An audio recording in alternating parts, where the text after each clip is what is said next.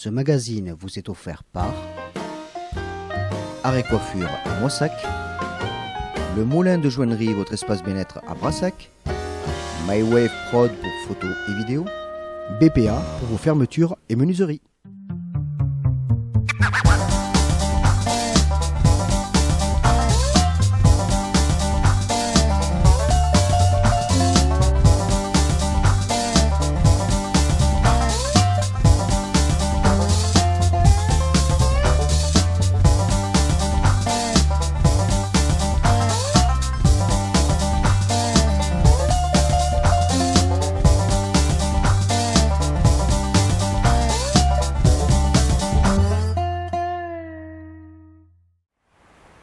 Bienvenue sur Diapositive TV. Dans ce magazine Ville d'Histoire, je souhaiterais vous parler en tant qu'animateur du patrimoine de la ville de Moissac d'un aspect du patrimoine de cette ville, qui sont les maisons à pans de bois. Ensemble, on va circuler dans différentes ruelles, essayer d'observer ces maisons qui sont un peu méconnues, qu'on ne connaît pas trop, ces maisons à colombage ou à pans de bois. Et on finira à l'intérieur de l'une d'entre elles grâce à l'intervention de M. Donas, qui est en train de restaurer l'un de ces bâtis médiévaux. Nous sommes ici dans la rue Tourneuve, qui est vraiment l'exemple des rues médiévales de Moissac. Assez étroite, au milieu un caniveau central, bien sûr, il n'y a pas de goudron au Moyen-Âge, mais imaginez que c'était de la terre battue, avec énormément d'animaux domestiques qui pouvaient circuler, des volailles, des cochons, puis tous les animaux de trait de transport, les ânes, les mulets, les chevaux, des bœufs qui circulaient ici, avec tous les déchets qui vont avec, surtout qu'il n'y avait pas d'égout à l'origine, donc on jetait les déchets directement dans la rue, dans le caniveau central, au dépôt de chambre qui pouvait arriver par les fenêtres. Donc des rues assez odorantes. Cette image un peu noire du Moyen-Âge, je ne voudrais pas qu'on la généralise sur toutes les rues, parce qu'il y avait aussi des grandes rues à Moissac qui pouvaient être pavées, nettoyées régulièrement, et notamment la seule place de la ville au Moyen-Âge, qui est l'actuel parvis de l'église, la place Roger d'Altil, cette place était intégralement pavée. Revenons à cette rue Tourneuve. Ici, vous avez vraiment cette image médiévale avec toutes ces maisons à pans de bois. C'est vraiment la rue la plus représentative pour ce type de construction. Une maison en pans de bois, c'est un assemblage de poteaux, de poutres de bois, une sablière qui, dans la partie basse, horizontale, qui supporte des poteaux qui viennent faire la structure avec une autre sablière en haut. Ça fait comme un cadre renforcé par des poteaux verticaux à l'intérieur. Ces poteaux, ils sont bien sûr tous mesurés, taillés en amont. On fait l'assemblage au sol ou sur le plancher de la maison. Une fois que ce cadre est fixé, on le soulève et on a la façade de sa maison. L'autre technique, c'est carrément de l'assembler comme des Legos au fur et à mesure. Pour ça, il faut bien sûr marquer l'emplacement où les poteaux vont s'encastrer les uns dans les autres. Ce sont les marques de montage. Et vous allez voir, dans certaines maisons de Moissac, on retrouve encore ces marques de montage médiévales. Une maison qui m'intéresse particulièrement est le numéro 21 de la rue de Tourneuve. Cette maison est très intéressante à deux points de vue. Tout d'abord parce qu'elle a été fouillée en partie cette année par un archéologue, Bastien Lefebvre, et aussi parce que cette maison est dans son jus, elle est inhabitée depuis tant de temps qu'on a encore toute la structure médiévale.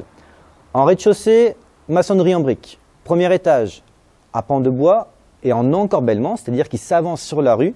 Ce premier étage, l'ossature en bois, qui est ici donc une ossature comme un squelette. Il faut remplir ce squelette, on va le remplir avec un ourdi de torchis ou de briques. D'ailleurs, à l'intérieur de cette maison qui est inhabitée depuis tant d'années, on a encore du torchis médiéval. Ça paraît très modeste, mais c'est très rare aujourd'hui d'avoir ce torchis médiéval. En l'étudiant, on pourra comprendre beaucoup mieux comment on construisait avec quoi ces maisons à la fin du Moyen-Âge. Et le dernier étage, encore une fois, un encorbellement. L'encorbellement, il va servir à quoi? À deux choses. D'abord, à protéger la façade des ruissellements d'eau de pluie. Le torchis, c'est quelque chose de fragile, donc il faut le protéger des ruissellements d'eau de pluie. Et l'autre avantage, c'est que vous avez une petite pièce en bas, et chaque étage s'agrandit des grandes pièces, et vous payez toujours la même quantité d'impôts, le même prélèvement fiscal, qui est calculé en fonction de la pièce en rez-de-chaussée.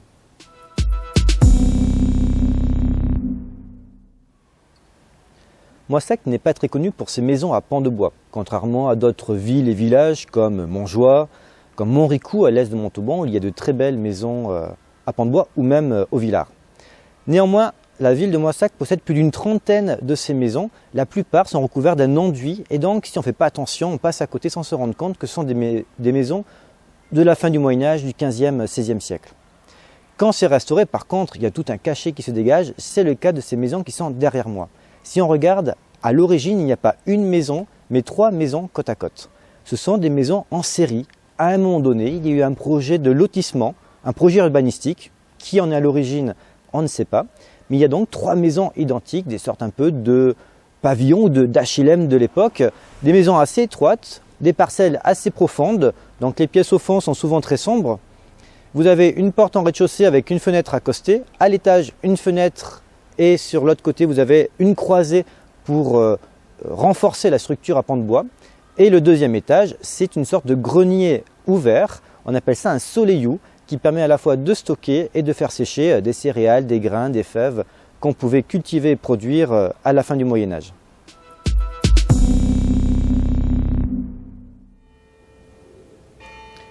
Dans cette rue de la République où nous sommes aujourd'hui, plus aucune maison à pans de bois. Et néanmoins, une maison intéressante à regarder, c'est celle qu'il y a derrière moi avec sa façade en béton dans le style art déco. Jusqu'en 1930, ce n'était pas la façade. C'était une façade à pans de bois très ouvragée, très sculptée, très large, qui appartenait à un des notables de la ville de Moissac. Ce notable, qui a été consul à la fin du Moyen-Âge, a décidé pour décorer sa façade de sculpter chaque poteau de bois qui était utilisé. Signe de notabilité, une façade à pans de bois. Par contre, si vous rentrez dans cette maison, vous la traversez, vous arrivez dans la cour à l'arrière, privée. De l'autre côté, tout est en briques, même une tour d'escalier médiévale qu'on voit encore quand on a un point de vue panoramique sur Moissac. Belle tour d'escalier, mais en briques. Donc ce riche propriétaire a gardé la brique pour le côté privatif et a utilisé le pan de bois pour la façade côté rue.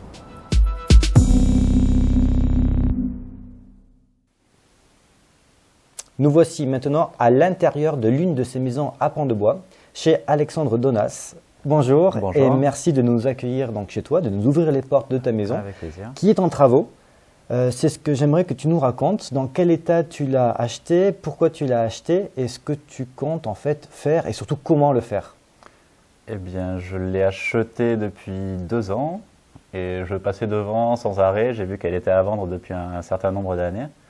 Et il y avait tellement de travaux à faire que ça n'intéressait personne. Mais moi, je suis charpentier de métier depuis l'âge de 16 ans. Et du coup, je suis tombé amoureux de toutes ces vieilles poutres, de tous les vieux colombages. Moi, c'est ce qui m'a plu en fait dans ce bâtiment.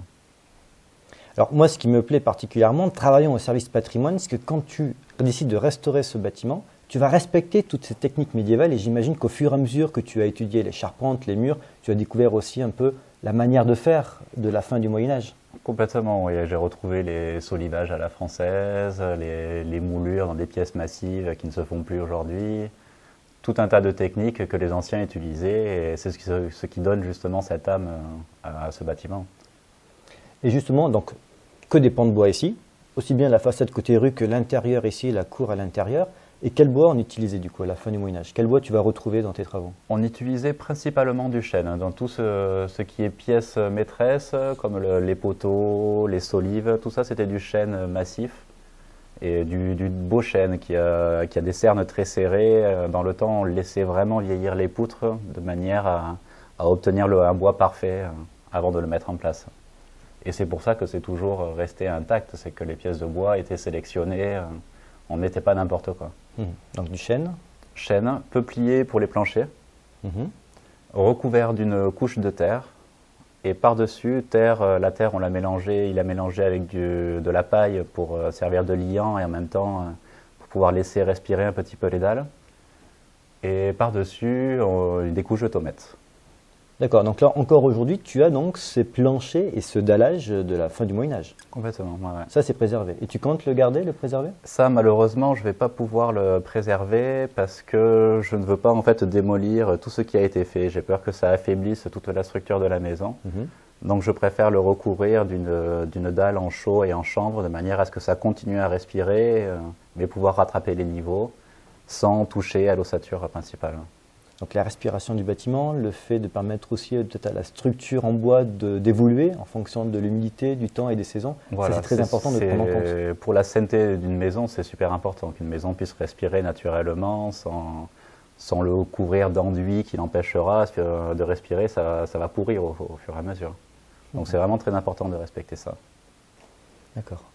Et au niveau des découvertes, tu as pu faire quelques découvertes au niveau de la décoration, au niveau… Au niveau des découvertes, non, pas tellement, parce que j'avais déjà quand même bien regardé, donc j'ai pas encore vraiment trouvé quelque chose j'ai pas trouvé de trésor. Alors je ne pensais pas forcément au trésor, mais peut-être au décor, aux moulures de ces artisans. Est-ce que tu penses être plutôt dans un habitat modeste, ou est-ce que c'était peut-être des notables moissaguais? C'était plus apparemment des notables, parce que quand on voit justement le travail qu'il y a par rapport aux moulures des pièces de bois, aussi bien à l'extérieur qu'à l'intérieur, ça a demandé énormément de travail pour finalement juste donner un aspect esthétique. Donc c'était une maison de noble très certainement quand elle a été fabriquée. D'accord. Peut-être qu'on peut faire un petit tour dans cette maison pour découvrir les différentes pièces et emplacements de cette maison.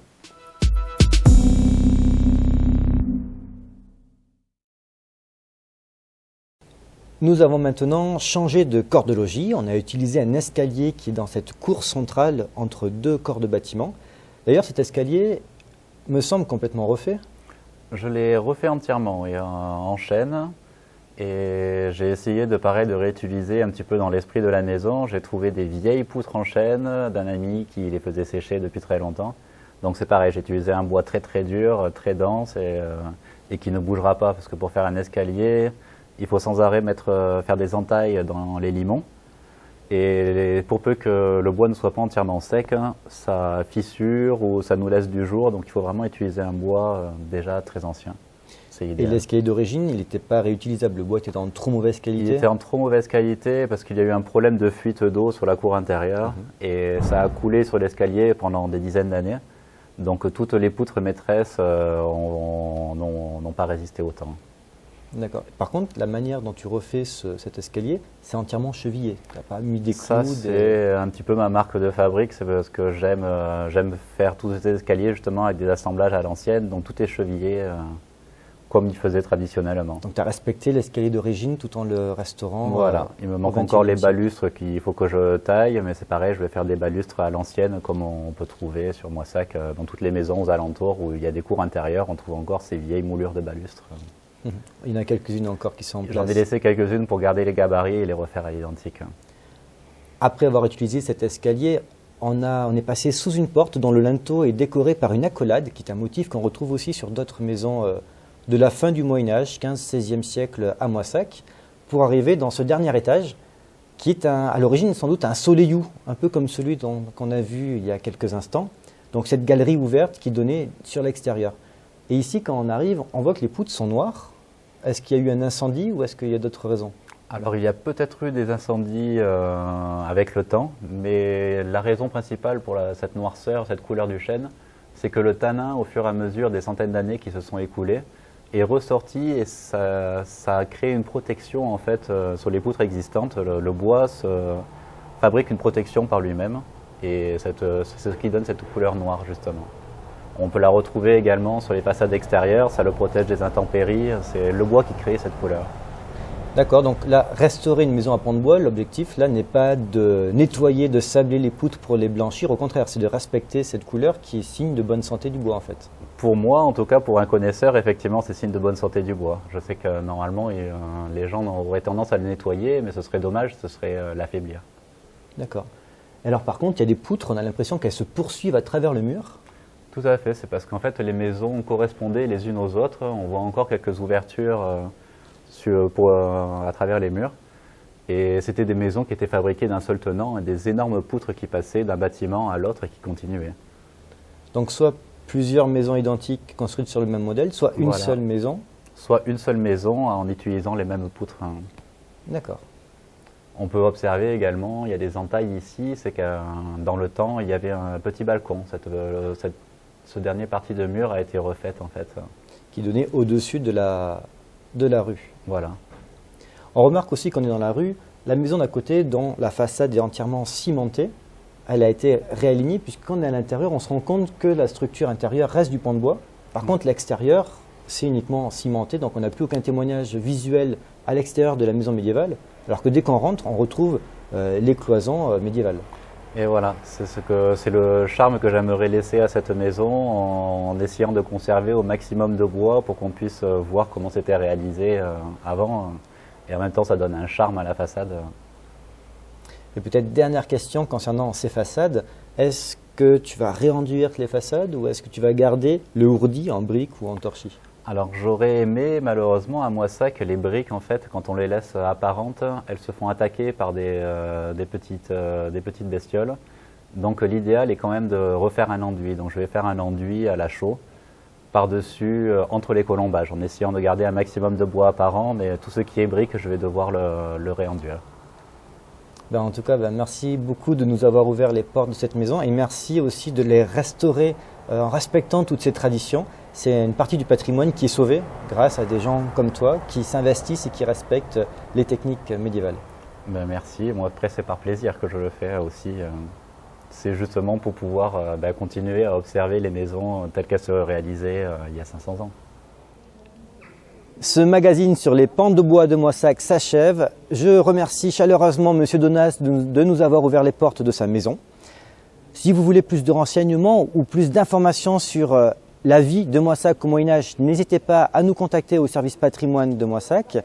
Et après, je vous invite à suivre ces magazines sur des plus pour découvrir d'autres aspects du patrimoine de cette cité moissagaise.